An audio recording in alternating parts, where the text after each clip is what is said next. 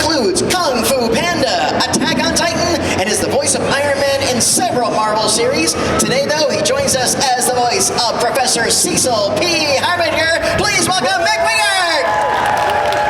Heimer! Watch that. It's Oh, and hold on. Our next guest is bringing a bonus guest. Let me put a chair for them. Super special guest. hello. And finally, our next guest is an actor and producer whose roles include Young Justice, Batman Hush, and the incredibly undervalued Green Lantern series, which was taken from us too soon, in my opinion. And of course, Star Wars Clone Wars. Today he joins us as the voice of Pym and the villain of Silco. Please welcome Jason Spisak!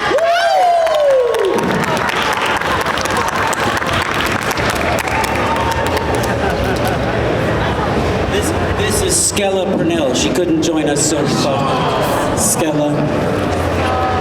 She's going to be answering great questions. Too soon, Jason. Too soon. All right, now we can do this. Okay, good. So, Hey, everybody. Woo! How you doing? This is the Arcane panel. Who's high? Ocala Comic Con! you guys have a good weekend. Oh, yeah. Dead me. Yeah. Great weekend. Awesome, very well. Thank you all for joining us this weekend. What I'd like to do is start this off, but I would just love to hear how each of you got involved with this amazing gig. When did this first blip in your radar? What was the casting process like for each of you? Gosh, you get to start your first. Okay, that's why I chose this seat. It's all Reed. That's why I chose this seat.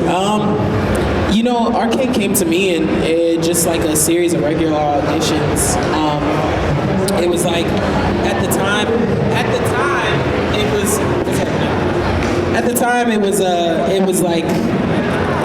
it was just like this untitled League of Legends thing.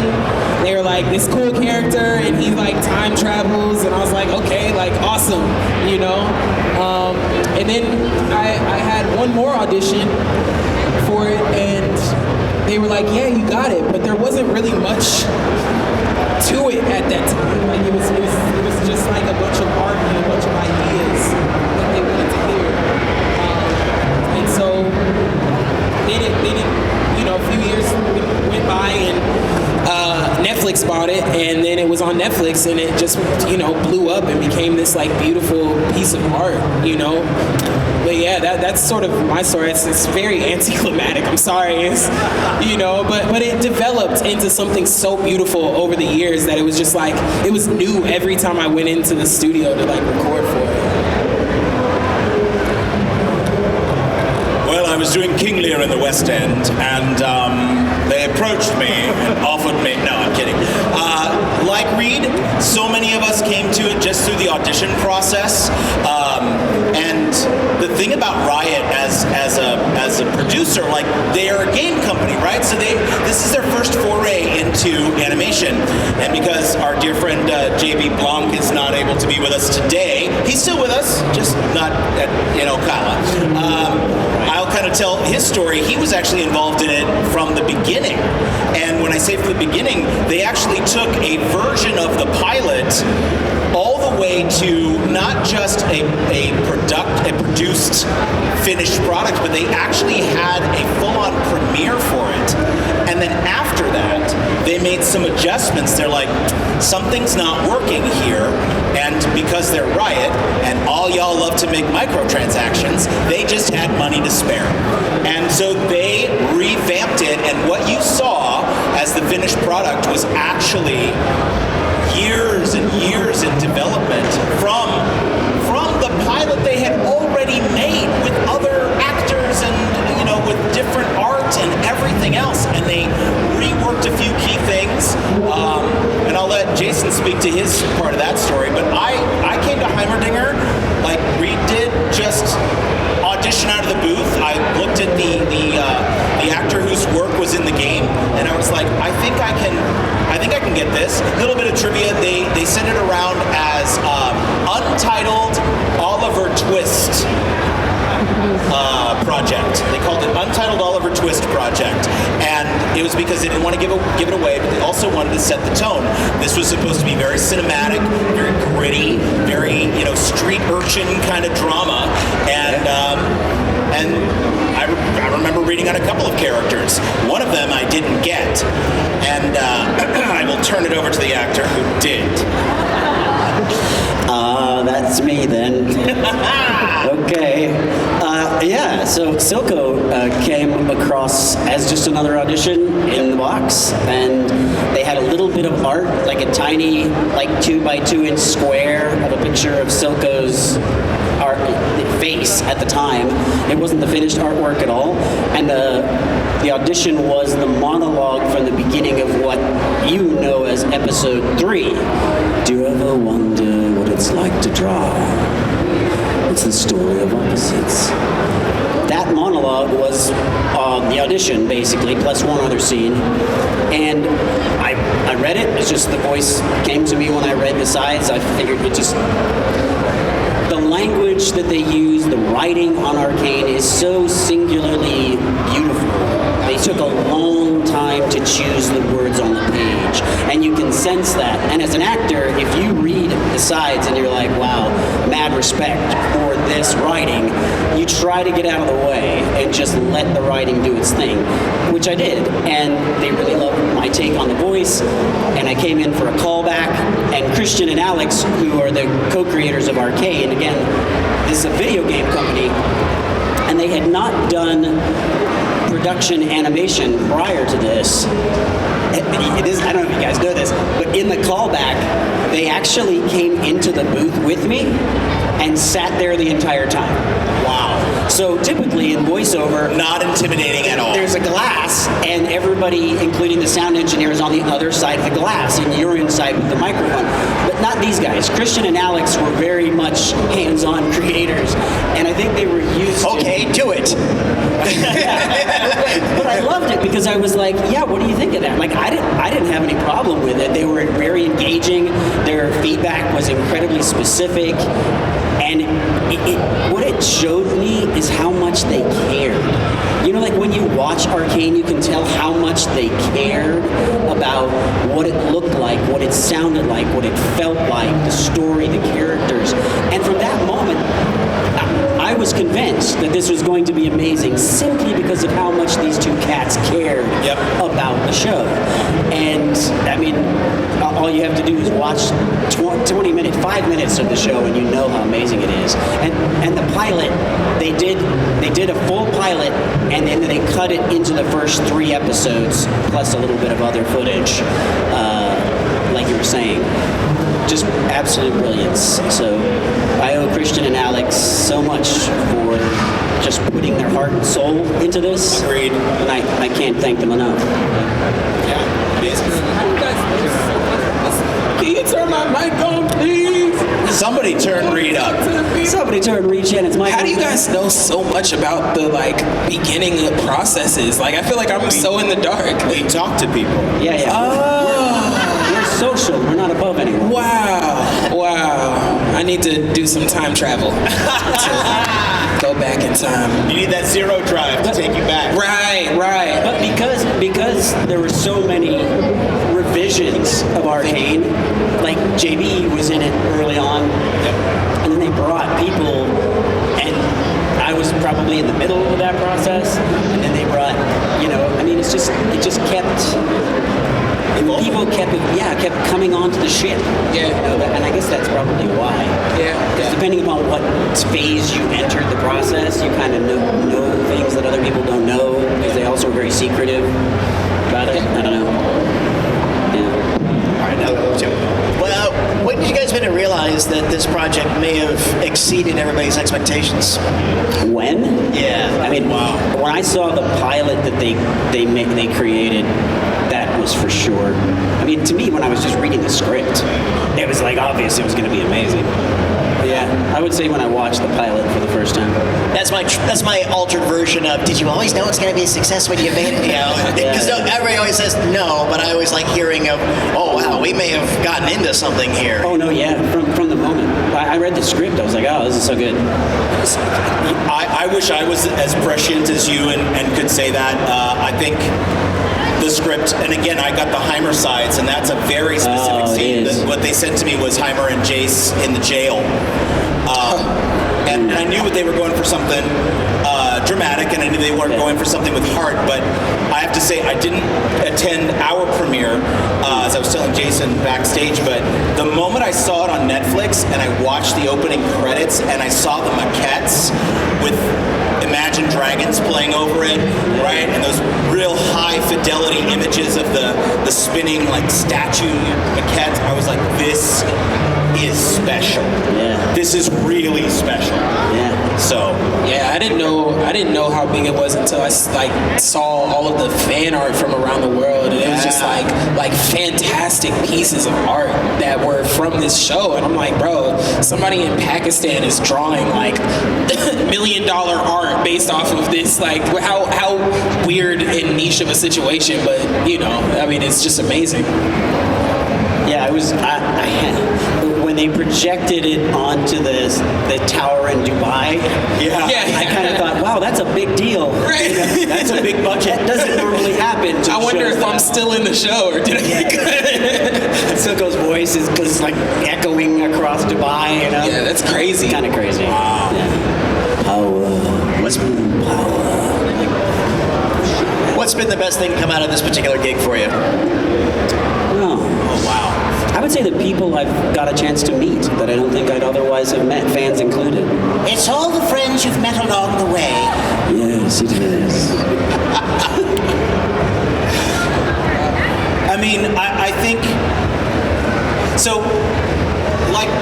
Like my peers here, I'm one of those guys that has dipped my toes in a couple of the different voice acting communities, and you'd be surprised how little crossover there is. There's like the dubbing community, and then there's like the what they would call the prelay or the like Western U.S. animation community, and there are a few of us who do crossover, and because I've gotten a chance to do that, I've seen mature adult storytelling done in other cultures through animation. Things like anime, things like, French animation sometimes will do an adult-themed or mature-themed storytelling and happen to use animation because they see it as art. And in the US, there's still this kind of Saturday morning vibe to animation. They seem to think, that cartoons are just for kids. So I think one of the most amazing things to come out of being involved with Arcane, along with the wonderful fan base, is to watch adults watch a show that's animated and have it change their minds. We're starting to catch up with, at least in my estimation, we're starting to catch up with the Japanese when it comes to using animation as a storytelling art form. It's not just to sell cereal to kids on Saturday mornings. I mean, it has been more than that for a few years, but I feel like Arcane is a watershed event where you are watching the highest end animation with the highest end acting job, with the highest end musical development and sound design and lighting and just the highest end production quality, and people who are full-fledged adults that may have never watched animation before since being a kid are watching it going, wow, that was really good. Yeah. I would never have thought that you could do that in a cartoon. Yeah. And that has been an amazing part to be a part of, because I feel like that's culture changing. Yeah. Wouldn't you agree? I think there's a lot of people who now in the business of making animation, at least here in the States, look at Arcane now as this new bar that they want to get close to or try to beat or whatever. And prior to Arcane, that just wasn't the case. And they can't do it without taking it incredibly seriously. Right. So yeah. I gotta say, it's so amazing watching like little reactions to like the Arcane season 2 trailer. I was watching reactions and people just like light up and like get into fights over like the breaking down of even just the trailer. Like it's amazing to see like what it can pull out of people, you know, because it's the highest level of its art form, you know. Yeah, and to your earlier point, yes, we're finally catching up to. We're culturally realizing that animation is not a genre; it's a medium. It's a medium. Yeah. And we're finally being able to really explore this, and not to name drop or anything, but I had William Shatner just recently ask me, Patty, what is anime? And I had to explain the whole thing to him. Like, well, it's cartoons, Bill, but you see, it's 90s. Yeah, but it's cartoons, Bill, but they treat it as multi-genre, so they do it for adults and teens and tweens. Okay, I get it. All right. So Right. we did. So What is anime? that's yeah, it was English, and it came out like, Patty, what is anime?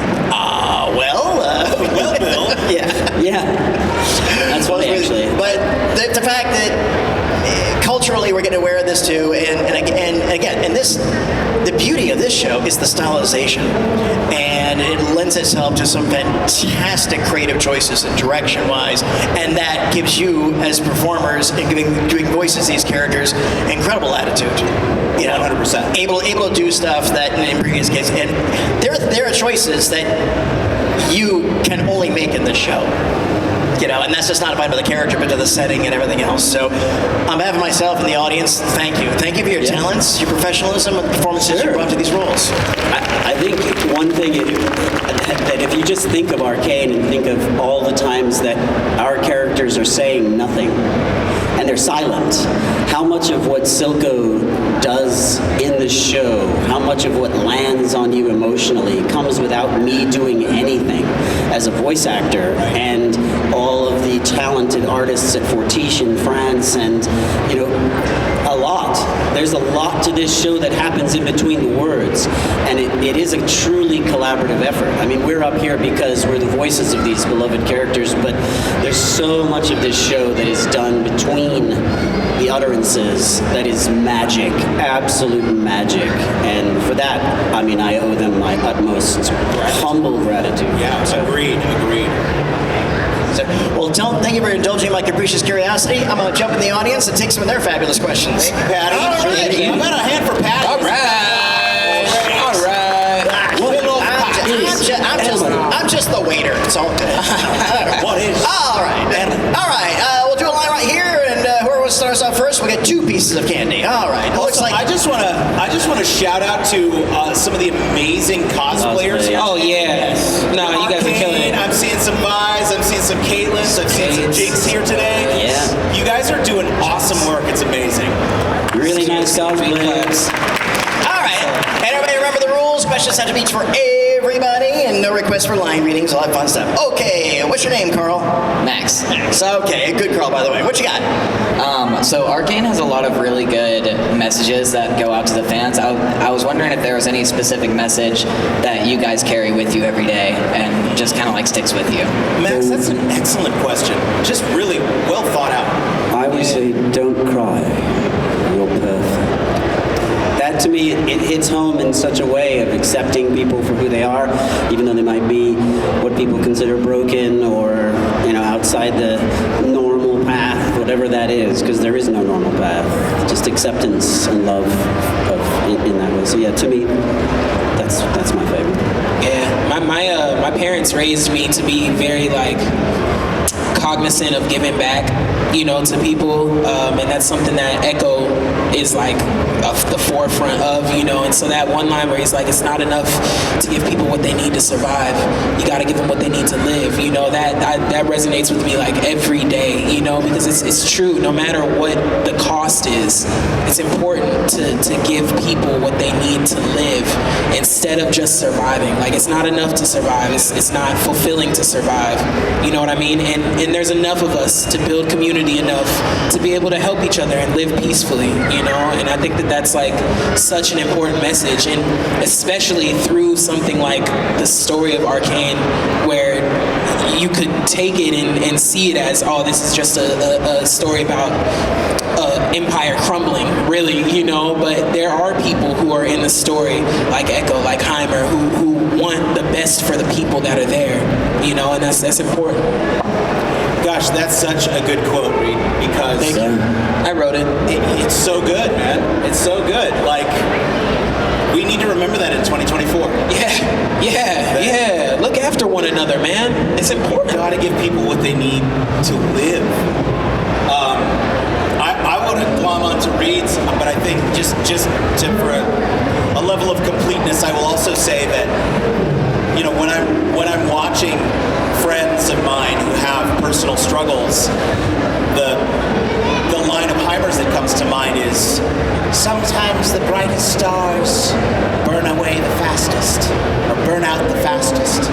And it's so, like, if you are one of those artists, if you've ever been with one of those artists who are so brilliant and yet it's such a struggle to stay alight,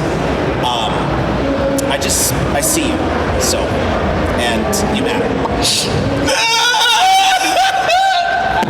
First ones you get to. All right, matter. great question. Great question, Max. Good question. Hi, what's your name? Ren.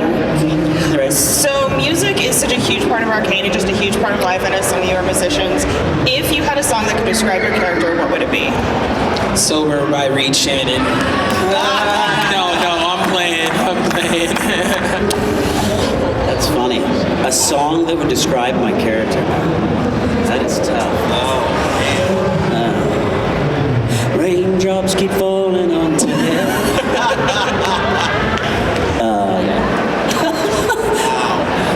It's a good one. These characters are just so complex. It's like, what moment are they listening to what song?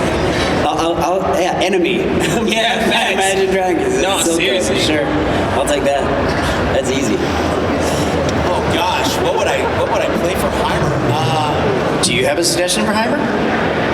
I have a joke suggestion. Just a hard question and leave you out to dry. I know, right? What am I supposed to say? You're looking at all of musical history. Merry-go-round broken down. No, I think Your Body is a Wonderland by John Mayer. No. You got a friend in me. How about that? You've got a friend in me. Yeah. Thank you, Patty. That's a great there you song. go. That definitely. That's Heimerdinger. That definitely describes Heimer. Great. Saved by Doing my job. Whoa. What are these gifts you giving out? Well, everybody asks a question. I wanna ask a follows question. I have a the rules, question. gets a piece of candy. I have plenty of questions. It's some Yeah, sort but of. you're on that side. Give this guy some candy. No, It's sort of. It's a, wow. All right, I'm ruining the day. There's that big red bag there, and you're feeling. Where's my that's C not drive? Thousands. All right. It's some sort of bizarre dentistry callback. I don't know what's happening. You I got two. All right. He takes them both. Yeah, nice. Hey, what's your name? What he needs to live. Well, first off, all of you are fantastic. I love your work at Arcane. And I wanted to ask, what are some of your, or what is your favorite scene from Arcane Season 1 and how that whole story went down? Favorite scene? What, for our characters or in general? And I mean, it could be for your characters, but in general. Okay. I like the part where Ekko presses Caitlyn up, and she's like, you don't know what you're talking about. Don't tell me. Don't tell me, Kate, guilty ass enforcer. I love that part. I love that part because he's so small. You know what I mean? But so powerful. He's just like, it's a good moment. Little man. Little man. Little man. Little man. That's what Reed needs to live, not survive. Yes. On my last viewing of the show, which was just... Now, I need those for the rest of the day, so. Yeah. On my last viewing of the show, I absolutely loved the scene between Silco and Vander at the end of episode 2, where Vander's in the cuffs, he's been beaten up, and it is them working out there together. Yeah. And the whole tension tension of that scene is listen to me. Both of them are trying to get the other person to listen to them as to why they are right. And Vander is only thinking about protecting his family. Please don't do this. Please listen to me. And Silco is sitting there going, you gave up. Silco has some great lines in that scene about We had a dream, Vander. exactly. And Vander goes, I'm sorry for what I did. And Silco says, no, you don't understand. I didn't lose respect for you because you tried to kill me. I lost respect for you when you fucking became their lapdog. Pardon the language, I'm sorry. Yeah. When you stinking became their lapdog. Yeah. And that's such a good tension in that scene. It's so powerful. The bridge scene. Yeah. Oh, yeah. So good. Yeah. How about you? I really love the alley scene with Powder, because if she doesn't come up to him and ambush him with this hug, Silco goes down one path and Powder goes down this path, right?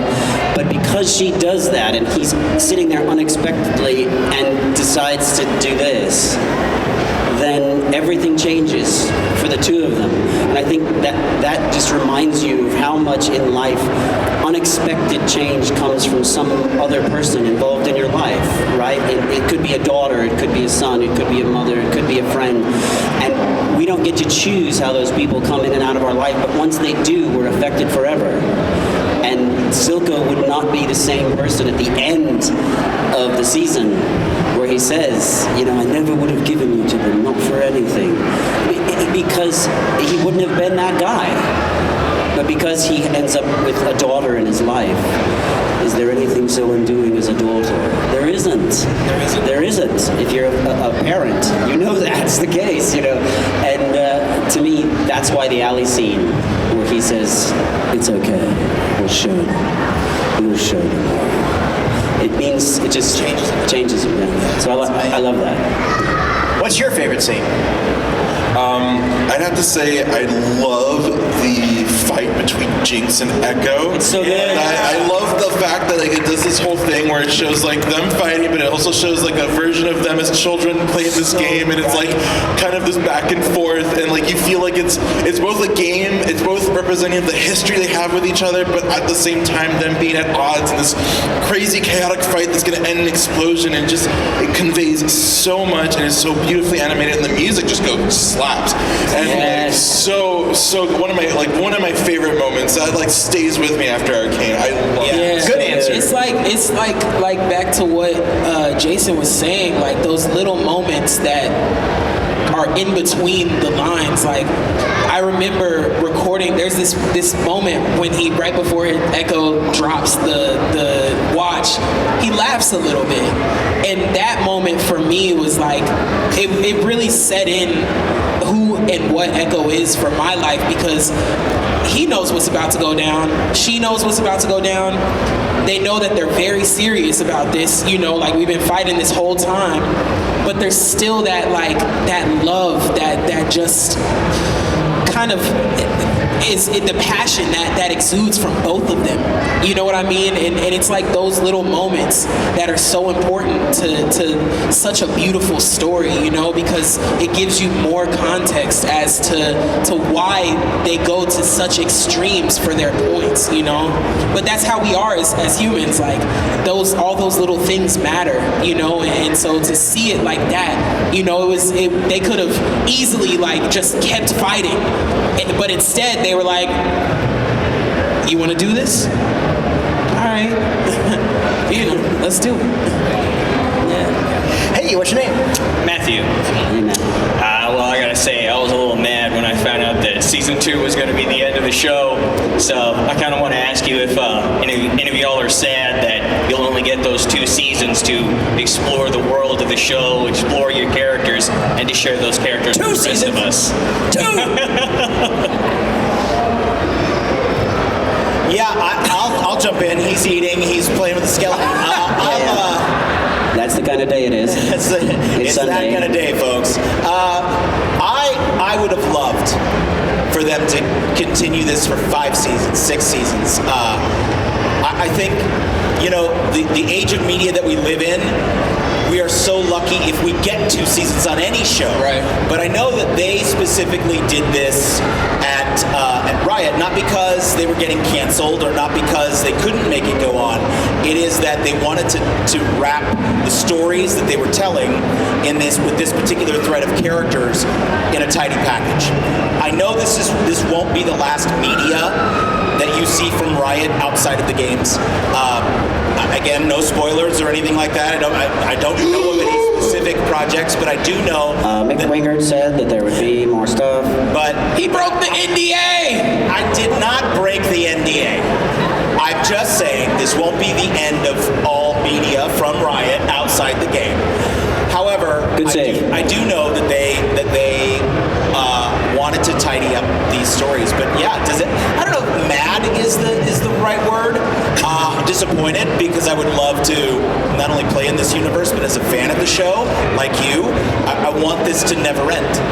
I want this universe of Piltover and Zon and Noxus to just grow from here. I'd like to not be dead. Yeah, and I'd like for Jason not to be dead. I don't think that's true. I don't know. I would like for you not to be dead. Thank you very much. Yes, I wouldn't say anger is the proper emotion. I think it's a little bit of sadness, to be honest, because when you have something as beautiful as Arcane and it's at the masterpiece level, you just want that feeling to never end. You just want to be able to see what else is going to happen. Please tell me all your stories this way. That's what I want. And, we can't always have everything we want. We can't always live past the end of season 1. Sometimes that's just how the story goes. Yeah. So in this case, the fact that season 2 is the end of Arcane's episodic existence as a, masterpiece, that's just how the story goes. But I don't think it's the end of the story by any means, as Mick says. So. Great question. So stay tuned. Thank you, Matthew. And thank you, Michael, for your excellent question as well. Thank you. I thought it was awesome. Hey, what's your name? My name is Alex. Hey, Alex. Hey, Alex. All right. Pardon my accent. My question is, do any of you play in League of Legends? What rank are you? And maybe you know any other voice actors playing League of Legends? No, I don't play League. I don't. But they just put Silco in Teamfight Tactics a while ago, so, Nah, I wish I played, but every time I try, I lose, and it's like a real bitter moment for me. So I stay away, Yeah, I can only tolerate so many death wishes in chat, so I don't play League. Yeah.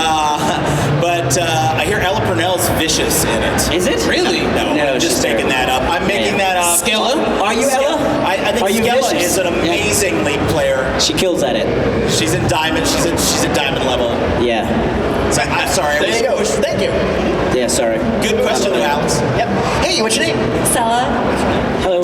another music question, since it's such a huge part of Arcane. Was there a musical artist that you were really excited to see on the soundtrack for season 2? Oh my gosh. Season 2. Stromae? Oh my gosh. I'm pretty sure I can talk about this. Before, some time ago, we went to talk to Mako, who works on the music. He's like the head of music, and we were just chatting up with him, because we love the music, and he showed us what Stromae does in the season. Season 2 is a masterpiece, guys. It's a beautiful, beautiful series. We're not saying anything. Cool. Good. Stromae, that's the French artist, right? Yeah, that's the one Justin Bieber. I'm so excited about that too. And Cheryl Lee Ralph. And also, Mick Wingert is on he was released in the soundtrack list. He's trying to be modest. I feel like the marketing department dropped the ball on that one. Yeah, that should have been such a good surprise. They should have popped that later. Much later. They should have held that you're on the soundtrack till much later. But it is public information, so no spoilers. My favorite artist is Mick Wingert. On the soundtrack. Well, I do what I can. Thank you. Great question. We got a few minutes left, but I think we can get through all these people. So, I think so. all right. What's your name? My name is Ryan. Hey, Ryan. And projects like Arcane of things that are just dense have to come with their challenges. Is there anything that you learned while working on Arcane, or was there something from a previous project that you're like, this skill I learned? Wow. So how did Arcane help us grow as like actors and develop our skills? I would say, in my case, it's do less as an actor. To just do less. Sometimes you can get in your own way. I mean, if the story is written so well like Arcane is, you're surrounded by world-class talent, you can do less and come up with something absolutely brilliant. Yeah, that's a good lesson. This is kind of odd, but it brought me a new way to love myself, you know, to see people's reactions to Ekko. When I go into the booth to do Ekko, it's not far from who I am as a person already. And so, you know, I've had over the years, I've had feelings of doubt about, you know, how Ekko would land with people, and just to see people's reactions and see how much they love him, it's given me a chance to see myself as an actor, you know, and see myself through my craft, and really just like continue to like push to be myself when I'm auditioning for different things or when I'm doing different projects, you know, and it's really a beautiful thing for me. You know, when I got into this business, I thought that there was I thought that I was a good performer, but I never thought I was a good actor. And I always made that distinction. Like, I'm good with crowds. I could do it, like, you know, moderating a panel, or, you know, being funny and, you know, just performing, keeping people in the palm of my hand and working a crowd. But I always doubted myself as an actor. And the team at Arcane was very intentional about telling me that I booked this not on The Voice. That they were looking for they weren't even sure that Heimerdinger was going to make it into the cut, that Christian really wanted to put that character in the show, but they weren't sure they were going to be able to hire an actor who could play the humanity of Heimerdinger while honoring the voiceover work, you know, and the Very unique character placement of this high-pitched yodel. And the last thing they wanted was just a quote cartoon actor coming in and, you know, making it Looney Tunes, and I really grew. I feel like I had grown enough that I booked the part. They really, again, they focused with me. They're like, okay, do that. My callback audition, they were like, do that again, but just bring a little more reality to it. Like, what is he, like, bring a little more, like, what is he really feeling at this moment? And so I went and did it again, and it was so positive and so powerful. And just to have Christian and Alex and David Lyerly, who was our casting director at the time and the voice director at the time, who was like, you nailed it, and we weren't sure we were going to be able to have this character in the show, and thanks to you, he's in it. That grew me as an actor. It's a huge compliment. It's a huge compliment. I'm like, I feel like I'm a better actor, and I understand acting better because I'm in Arcane. Because so much of what we do, we can, even if we are good actors, we can rely on vocal parlor tricks, right? You can always hear it when somebody's not acting at all, but sometimes we get into this mode where we're kind of what I would call doing acting light, where we're putting on a voice, and the voice director's like, okay, give me 3 in a row, and we give one like this, and then we give one like that, and then we give one like this. And they pick their favorite, and we move on, and it gets real grindy. And it only gets that way if you learn to rely on your parlor tricks instead of really investigating what is this person feeling, what are they going through, what history are they bringing to the table. And I mean, to play somebody who's 300 years old who's watched a genocide was totally new to me. Yes. Yeah. Yes. So thank you for that Great question. No problem. Okay, 4 questions, 4 minutes. So we'll do a quick lightning round, and we'll get everybody in. Okay, welcome back. What's your question this time? I asked Ella this yesterday, but I really want to know you guys' answers, whether it was manipulation or truth. Do you guys believe what Silco told Jinx at the end of the season? Like, I would never have given you to them, and why do you or do you not believe Do you believe that Silco wouldn't have given her up? Yeah. I'll let you guys go first. Yeah, I don't know. Playing Ekko, I've been in the mindset of like anybody Silco related or Pilty related, they're bad. So, I don't know. I think that Silco would have given her up. Truly, he said what he said, but he also said a lot.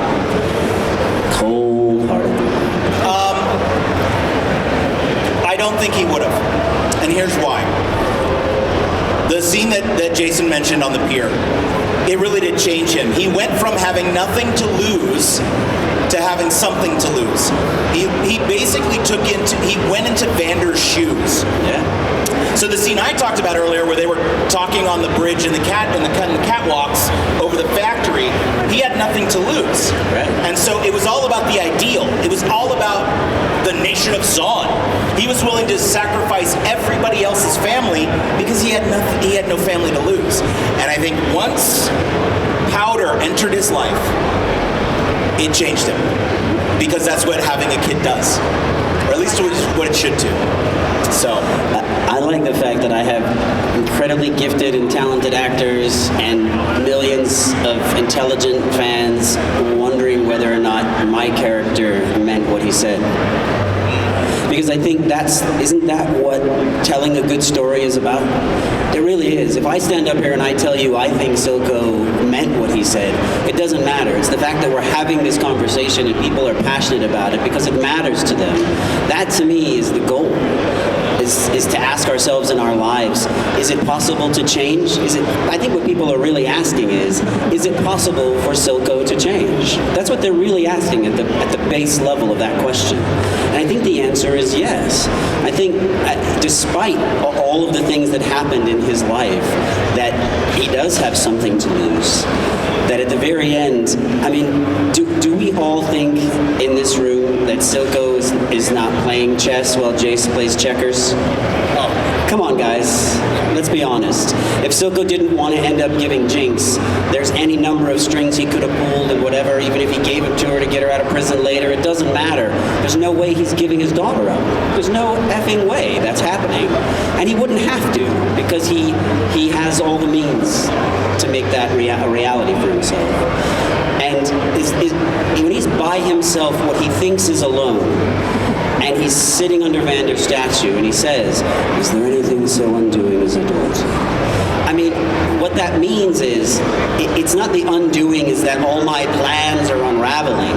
It's that he was so sure of himself, so committed that at all costs he would throw other families under the bus and everything, so committed to this cause. That man is gone. It's gone. And that's his moment that he realizes that he is, in a way, now understands Vander. To Mick's point. Which is what Vander says to Silco. Right, just not that man anymore. Yeah. So, I think he means it 100%. There you go, you got it. Okay, what's your name, what's your question? Vic, and I'm wondering, obviously there are a lot of moral dilemmas throughout the entire show on all sides. One of the things I love about Arcane is the fact that there's really no, villain or hero and good and evil, because there's so many different levels. That's life. Do you find yourself sometimes defending some of the morally ambiguous or negative actions of your characters because you're so connected to them through the voice? Yeah, I got lucky. Ekko is probably the only character in Arcane that had well intentions, throughout the whole time. Even when he was Little Man and he sent them to the top side, that was still good intention. He was just trying to help, Yeah. I don't know that any of, let me rephrase that. I don't know that many of us know what it's like to live under the oppression that the Zonites lived under. I think some of us in this crowd know what that's like. Thank you. I think some of us in this crowd know what it's like to be considered a second-class citizen. But I think, like me, I don't understand that. And I think that makes me become an apologist for some of these people who are doing really gray actions to get what they need because they can't work in the system. The system's rigged. And I find myself definitely taking up the argumentation for a Silco or for a Jinx or for, even a Caitlyn who's going against what her regulations say as an enforcer. Like, that's what I love about this show. Is it's really about us.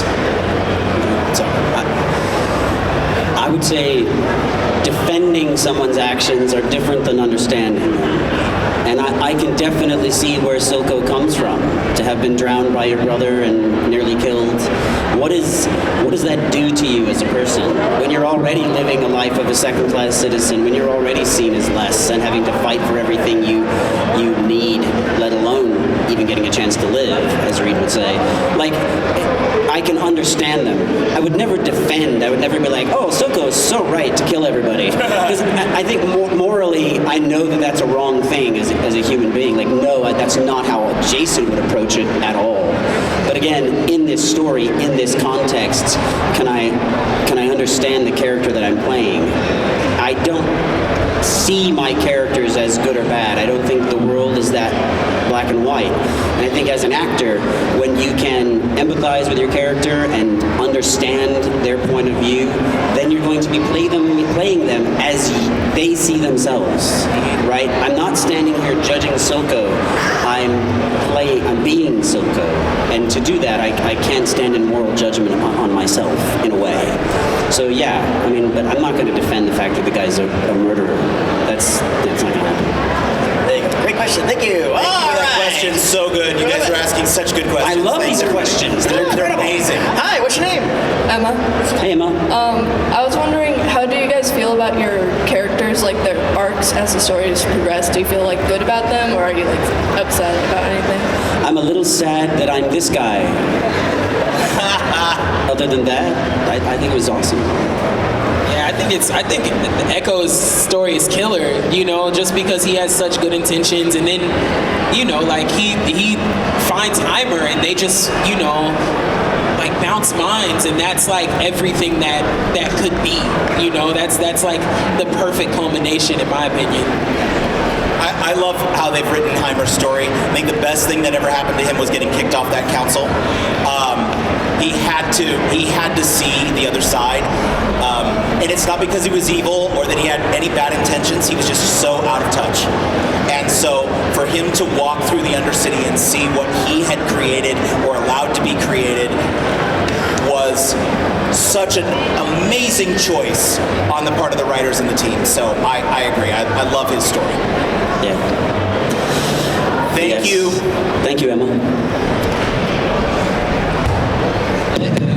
Hi, what's your name? Emma. Hey, Emma, too. Hello, Emma. What's your favorite song from Arcane? Favorite song? Quote or song? Song?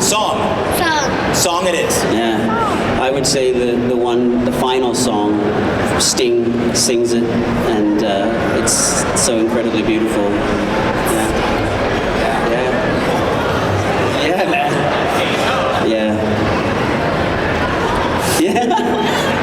Yeah, to me, it sums up the emotional quality of that moment when, Silco has passed and Jinx is taking, fish bones and shooting it. Like, there's just something, this emotional crescendo, and that everything that she's just lost, to me, it's so perfectly tuned to that moment.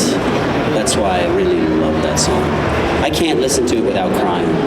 I don't care if I'm not watching anything, if I'm in the car, you turn that song on, I'm done. I'm wet, ragged out, man. I'm crying for days. Ryan. Yeah. Yeah, I was actually gonna say that one, but another one is the song at the beginning of episode 7 where they're showing like the firelights and that cool little montage. Because Pusha T's on that record, and it's just like, it's cold. Every time they have a song that has to do with Ekko, it's like the coldest thing, and I'm like, yeah, that's me. My favorite song is yet to come in season 2. Sung by Mick Wingert. Emma, do you have a favorite song? Yeah. What is it? Enemy. Yeah. I love Enemy. It's such a good song. There you go. Plays Thank you, Emma. every episode. Hi guys, I'm Patty. I wanted to know if you had any upcoming projects projects that you are allowed to share with us. Upcoming projects. Projects that you're allowed to share. No, they won't let me talk about anything. I mean, like until it is publicly released. Sometimes something like, oh, and this thing drops in a few weeks or whatever. Reed's got an album out right now. Yeah. Just dropped a song called Sober. You can stream it on all streaming platforms, so that's cool. I also have a movie coming out with Cookies Enterprises Burner. He's a rapper. It's a movie about the Bay Area. It's called Splash City. It'll come out sometime this fall. Actually, probably around the same time that Arcane's coming out. So yeah, that's what I got coming up. I'm doing some NDA projects. There's nothing bigger than Arcane Season 2 coming out November 9th. Seriously. Act 1 on November 9th.